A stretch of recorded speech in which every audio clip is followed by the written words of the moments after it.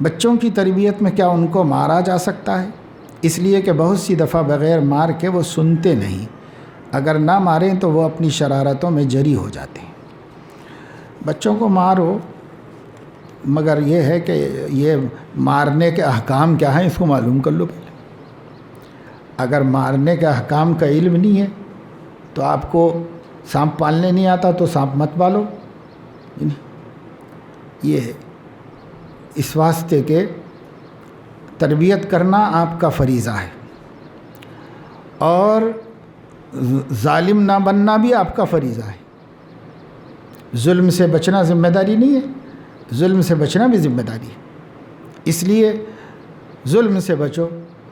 اب اگر اللہ کو جواب دے سکتے ہیں کہ میں جتنی سزا دے رہا ہوں یہ سزا واقعی ان کی تربیت کے لیے ہے، اس میں میرے غصے کا کوئی دخل نہیں ہے، اور یہ واقعی ان کی اصلاح، ان کی خیر خواہی میں ہوا ہے، اور اتنی سزا ان کے جسم جان اور ان کی عمر کے اعتبار سے زیادہ نہیں ہے، برابر ہے، قابل تحمل ہے، یہ ساری چیزوں پہ کنٹرول ہے، تو دو سزا۔ اب بھائیو، فقہا فرماتے ہیں کہ امام بخاری نے بھی لکھا ہے کہ قاضی کو حالت غضب میں فیصلہ کرنا جائز نہیں، تو یہ فیصلہ ہی تو ہے کہ اس کی پٹائی کرو، یہ فیصلہ نہیں دور کیا ہے؟ بھائی اس نے غلطی کی ہے، سزا دینا ہے، یہی تو فیصلہ ہے۔ اب یہ فیصلہ حالت غضب میں ہوگا تو ناجائز ہو رہا ہے نا۔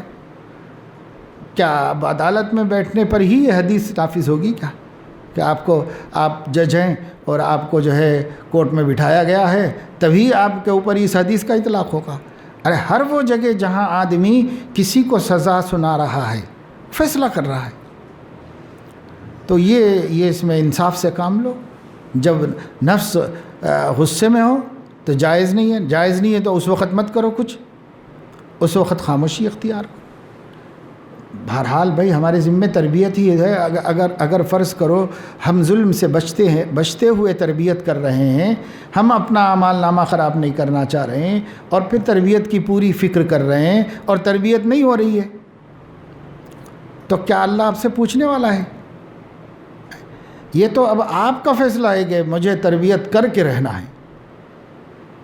اللہ کا حکم تو اتنا تھا کہ جو تدبیر قرآن حدیث کی روشنی میں ہے وہ کرو۔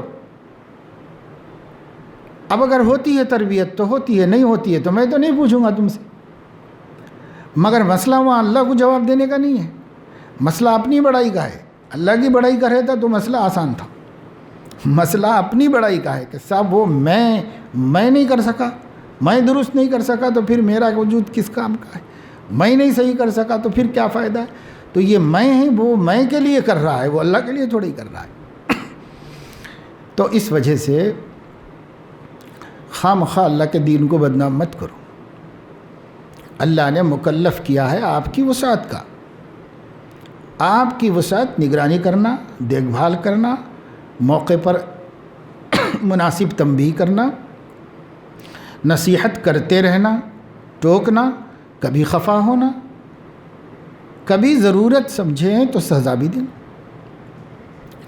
سزا کتنی دینا، کیسے دینا، وہ سب اللہ کے دین کے ماتحت، کہیں بھی آپ کا اقتدار نہیں چلے گا، ہر جگہ اللہ کا اقتدار چلے گا۔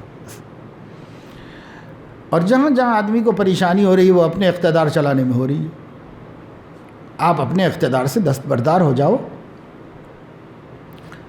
خلیفۃ اللہ فی الارض کے تحت اللہ کے اقتدار کو نافذ کرو۔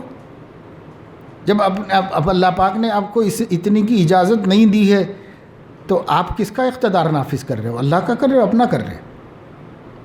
اللہ کا کر رہے ہو تو اسی پہ رکو، یہ ہے۔ اور جہاں تک میں سمجھتا ہوں اگر ہم اللہ رسول کے حکموں کی روشنی میں ظلم کی حد تک پہنچے بغیر اپنے فریضے کو ادا کر رہے ہوں تو ہم نے اپنا کام کر دیا، اب اللہ کی ذمہ داری ہے کہ وہ اپنا کام کرے، وہ کرے گا تربیت۔ ہم تو کر بھی نہیں سکتے تربیت تو وہی کرے گا، پھر بالآخر کرنا اللہ ہی کو ہے۔ آپ کسی کی سرشت نہیں بدل سکتے، آپ کسی کا مزاج نہیں بدل سکتے، بدلنا اللہ ہی کو ہے۔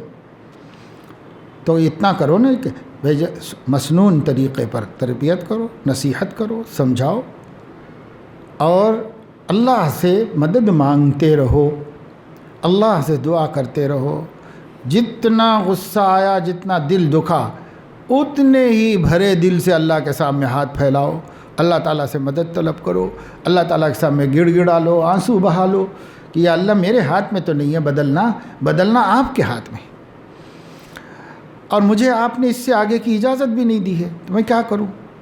اگر مجھے اجازت ہوتی تو اسے مار کے دفن کر دیتا لے جا کے قبرستان میں، کہ جا تیرے وجود سے زمین پاک کر دیتا ہوں، مگر آپ کی اجازت بھی تو نہیں ہے مجھے، تو میں ظلم بھی نہیں کر سکتا، جسم پر زیادتی بھی نہیں کر سکتا، زبان سے زیادتی بھی نہیں کر سکتا، تو آپ کی حد میں کھڑا ہوا ہوں اور آپ کی مدد مانگ رہا ہوں، تو اللہ مدد دے گا، برابر دے گا اللہ تعالیٰ مدد، کیوں نہیں دے گا؟ سب مدد دینے والوں سے زیادہ اللہ مدد، وہو المستعان، وہی مدد لینے کے قابل ہے، وہی مدد دیتا ہے، ہوگی۔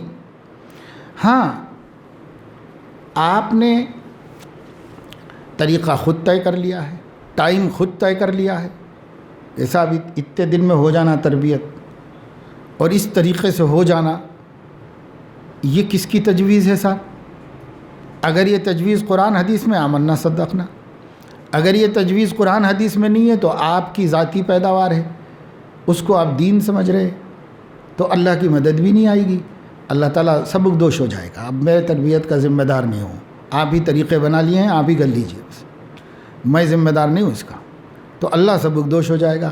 جب اللہ سبک دوش ہو جائے گا، تم زمین آسمان ملا کے بھی نہیں کر سکو گے اس کی تربیت، تو اللہ کی ذمہ داری اللہ کی رہنے دو نا، اس وقت تک ہے اللہ کی ذمہ داری جب تک کہ آپ اللہ کی ذمہ داریوں میں دخل نہیں دیتے۔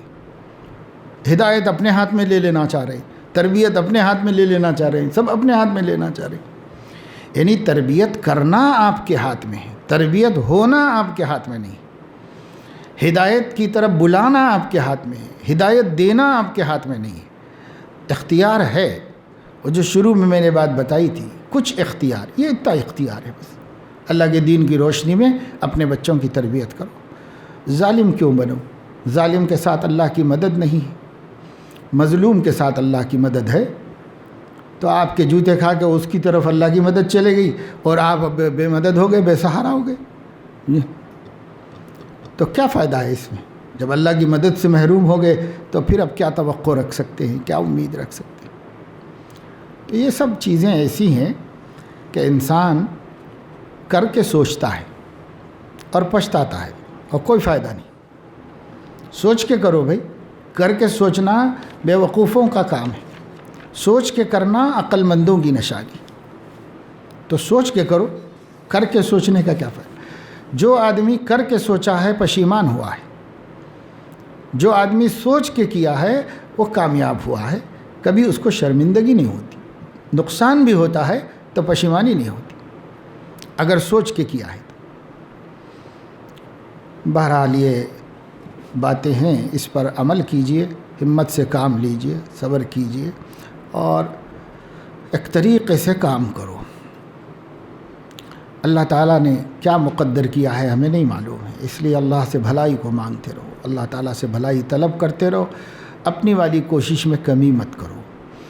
ہمیں اللہ کی ذات سے 100% یقین رکھنا چاہیے اور امید رکھنا چاہیے کہ جب اس نے ہمیں ایک چیز کا حکم دیا ہے اور ہمیں قادر نہیں بنایا ہے، قادر مطلق نہیں بنایا ہے، اس لیے اللہ تعالیٰ اپنی قدرت مطلقہ کو ہمارے ساتھ ملا کر کے ہمارا کام دیر سویر ضرور بنائے گا۔